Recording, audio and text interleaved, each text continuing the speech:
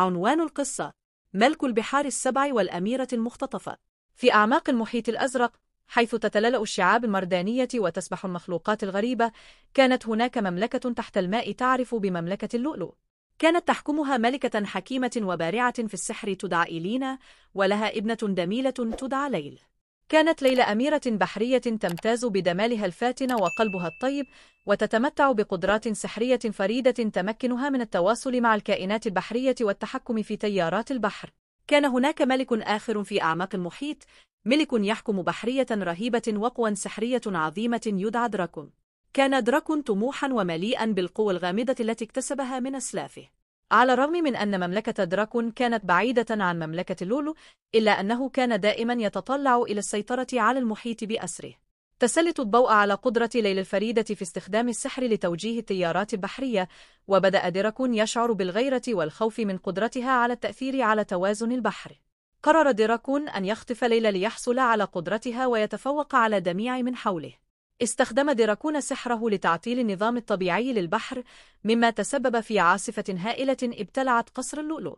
في وسط الفوضى، اختطف دراكون الأميرة ليلى وأخذها إلى قصره العميق تحت البحر. قصر دراكون كان مليئا بالظلال والألوان الداكنة، وكان محاطا بشعاع سحري يغلفه بالقوة والحماية.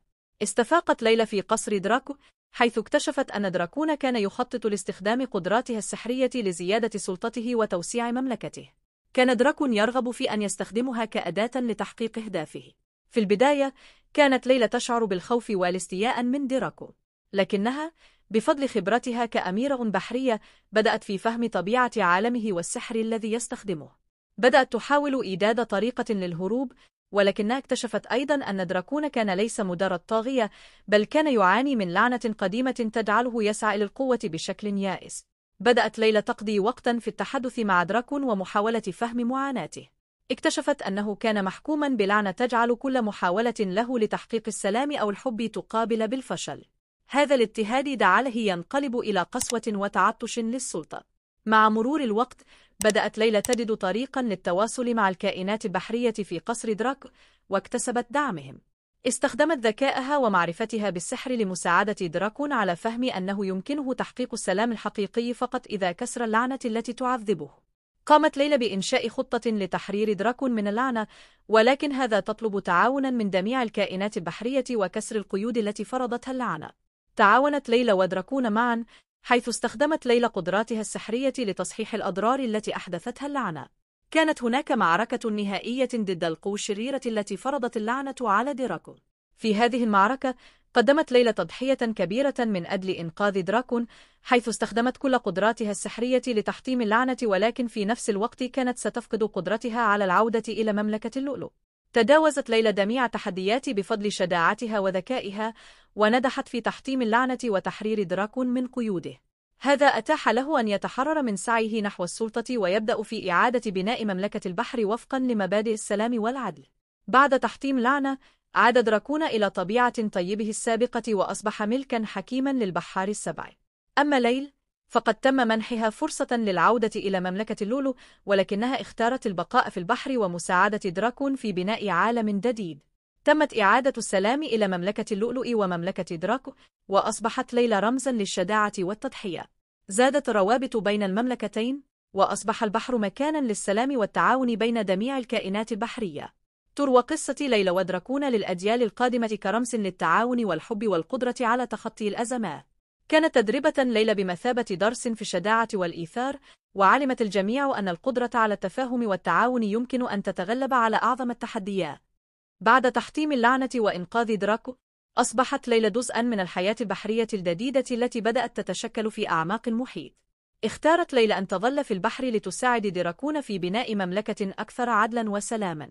وبفضل قدرتها السحرية، أصبحت ليلى مستشارة ورعاية للعديد من الكائنات البحرية. في أحد الأيام، بينما كانت ليلى تقوم بجولة في أعماق البحر، التقت بكائن بحري جديد لم تكن قد قابلته من قبل. كان يدعى داسر، وهو حاكم لمملكة جديدة ناشئة في إحدى زوايا المحيط. كان داسر يتمتع بشخصية جذابة وقوة بدنية ملحوظة، وكان أيضا ذو قلب طيب وذكاء لامع. داسر كان يبحث عن طرق للتعاون مع الممالك البحرية الأخرى لتأمين السلام والاستقرار في عالم البحر. وقع داسر في حب ليلى منذ النظرة الأولى، وودد في شخصيتها القوة والحكمة التي كان يبحث عنها لتطوير مملكته وتعزيز سعيه للسلام. بدأت العلاقة بين ليلى وداسر تنمو بسرعة. كانا يتشاركان نفس القيم والأهداف، مما جعل تعاونهما طبيعيا وسلسا. كان داسر يشارك ليلى رؤيته لمستقبل مشترك، حيث يعيشون في تناغم مع البحر والكائنات البحرية، ويسعون لإرساء مبادئ التعاون بين جميع الممالك. ليلى وداسر كانا يسافرون معا في رحلات استكشافية في أعماق البحر، يتعرفان على شعوب جديدة ويبحثان عن سبل لتحسين الأوضاع في أنحاء مختلفة من المحيط. كانت رحلاتهم مليئة بالمغامرات والتحديات، لكنهما كانا يواجهانها بشجاعة وحب. بعد فترة من التعاون الوثيق والنمو العاطفي، قرر داسر أن يعبر عن حبه العميق لليلى بشكل رسمي. نظم حفل زفاف كبير تحت الماء دمع جميع الكائنات البحرية، حيث تم تبادل العهود والوعود في مكان ساحر وسط الشعاب المرجانية المتلالئة. كان حفل الزفاف احتفالاً رائعاً بالحب والوحدة. تميزوا بتصميمات بحرية مدهشة، بما في ذلك أضواء لؤلؤية وألوان متلالئة تضيء أفق البحر. كانت هناك مهرجانات موسيقية وراقصة شارك فيها جميع الأصدقاء والمخلوقات البحرية، مما جعل الاحتفال لا ينسى. بعد الزفاف، استقر ليلى وداسر في قصر تحت الماء تم بناؤه ليتماشى مع رؤيتهم للمستقبل. كان القصر مزينا بألوان البحر الطبيعية، وكان يحتوي على حدائق تحت الماء وغرف تمتاز بالراحة والهدوء. عملت ليلى وداسر معا على تعزيز التعاون بين الممالك البحرية المختلفة. أطلق العديد من المبادرات للحفاظ على البيئة البحرية وتحسين العلاقات بين الكائنات المختلفة. كانت ليلى تتولى مسؤوليات استشارية وسحرية، بينما كان داسر يركز على القيادة والتنمية. واجهت ليلى وداسر العديد من التحديات خلال حياتهما المشتركة، فقد كانت هناك بعض الممالك التي لم تكن راضية عن التغييرات، وكان هناك قوى خارجية تحاول زعزعة استقرار المحيط. ومع ذلك، تمكن الثنائي من التعامل مع هذه التحديات من خلال التعاون والحكمة. تعاونت ليلى وداسر مع دراكون والممالك الأخرى للتصدي للأزمات الجديدة. استخدموا قدراتهم السحرية والإدارية لتحسين الأوضاع وتعزيز السلام. كانت لديهم أيضاً قدرة على كسب دعم الكائنات البحرية المختلفة بفضل احترامهم وتفانيهم. مع مرور الوقت، أنعم الله على ليلى وداسر بأسرة جميلة، رزقاً بعدد من الأطفال الذين ورثوا عن والدتهم جمالها وسحرها، وعن والدهم ذكاءه وشجاعته. نشأ الأطفال في بيئة مليئة بالحب والرعاية، وتعلموا أهمية التعاون والحفاظ على السلام. كانت الأسرة تعيش حياة مليئة بالسعادة والتفاهم. كانت هناك رحلات عائلية إلى أماكن جديدة، ومشاركة في الفعاليات البحرية، ومهرجانات خاصة تحت الماء تجمع بين جميع أفراد المجتمع. كانت ليلى وداسر يدعمان بعضهما البعض ويعملان معا لتربية أطفالهما وتوجيههم نحو مستقبل أفضل. بفضل جهود ليلى وداسر، أصبحت المملكة تحت الماء نموذجاً للتعاون والسلام. تركوا إرثاً عظيماً للأجيال القادمة، حيث تعلم الجميع من قصصهم وشجاعتهم. كانت قصص حبهم وتفانيهم تروى وتحكى بين الأجيال البحرية كرمز للأمل والتفاني.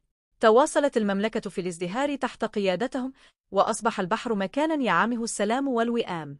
كانت حياة ليلى وداسر مليئة بالإنجازات والمغامرات، لكن أكثر ما كان يميزها هو الحب العميق والتفاني الذي دمع بينهما. بعد عدة سنوات من العمل المشترك والتعاون، رزق ليلى وداسر بعدد من الأطفال الذين كانوا يجسدون جمال البحر وقوة العائلة. كانت الحياة العائلية مليئة بالسعادة والفرح، حيث كانوا يشاركون في الأنشطة البحرية ويحتفلون بالمناسبات الخاصة معاً. كانت ليلى وداسر يعملان معاً على تربية أطفالهم وتوجيههم نحو القيم التي يؤمنون بها. علموا أطفالهم أهمية التعاون والسلام، وأشركوهم في مشاريع البحر المختلفة لتعزيز فهمهم للعالم من حولهم.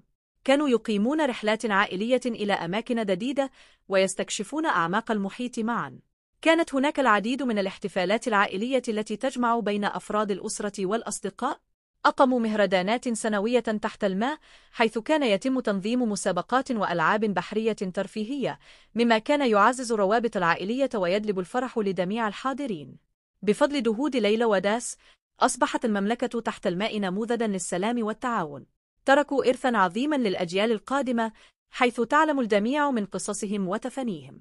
تم إنشاء مؤسسات تعليمية تهدف إلى تعليم الأطفال والشباب قيم التعاون والمحبة. تعلم الأطفال والشباب من إرث ليلى وداسر أن الحب والتعاون يمكن أن يتغلبان على أي صعوبة. أصبحوا ناشطين في نشر قيم السلام والعمل المشترك، وساهموا في تعزيز الوحدة بين الممالك المختلفة. كانت قصة ليلى وداسر تروى كرمز للأمل والإلهام للأجيال القادمة. استمر ليلى وداسر في قيادة المملكة وتعزيز التعاون بين الممالك البحرية. كانوا دائما يسعون لتحقيق التوازن بين جميع الكائنات البحرية، ويعملون على تطوير مشاريع جديدة لتحسين حياة الجميع. كانت قيادتهم تميزت بالحكمة والرؤية، مما ساعد في الحفاظ على السلام والتفاهم في البحر. مع تقدم العمر، قرر ليلى وداسر الانتقال إلى مكان هادئ في أعماق البحر للتمتع بسنواتهم الأخيرة. استقروا في ملاذ جميل مليء بالهدوء والجمال الطبيعي. كان هذا المكان مثالياً للاسترخاء والاستمتاع بالحياة بعد سنوات من العمل الشاق. ليلى وداسر وقتهم في ممارسة هواياتهم المفضلة، مثل الغوص في أعماق البحر واستكشاف الشعاب المرجانية. كانوا أيضاً يستضيفون الأصدقاء والعائلة في زيارات، ويشاركونهم قصصهم وتجاربهم. كانت حياتهم مليئة بالسلام والرضا. كان ليلى وداسر يكرسان وقتهم لنقل معرفتهم وخبراتهم للأجيال الجديدة. كانوا يعقدون ورش عمل وندوات تعليمية حول كيفية تحقيق السلام والتعاون، ويشاركون تجاربهم في قيادة المملكة وتطوير العلاقات بين الممالك البحرية. بعد وفاة ليلى وداس، تم تكريمهما بأعلى درجات الاحترام من جميع الكائنات البحرية. أقيمت تماثيل تذكارية لذكرى إنجازاتهما، وتم إنشاء متاحف ومعارض تعارض قصصهما وتجاربه. كانت حياتهم تمثل رمزاً للتعاون والحب والقيادة الحكيمة. استمرت المملكة في الازدهار تحت قيادة خلفائهم الذين كانوا ملتزمين بالحفاظ على المبادئ التي أسسها ليلى وداسر. تم الاحتفاظ بتقاليد السلام والتعاون، وكانت قصصهم تروى وتدرس للأجيال الجديدة كرمز للإلهام والأمل. تأثير ليلى وداسر تجاوز حدود مملكة البحر، وأصبح نموذجاً يحتذى به في جميع أنحاء المحيط.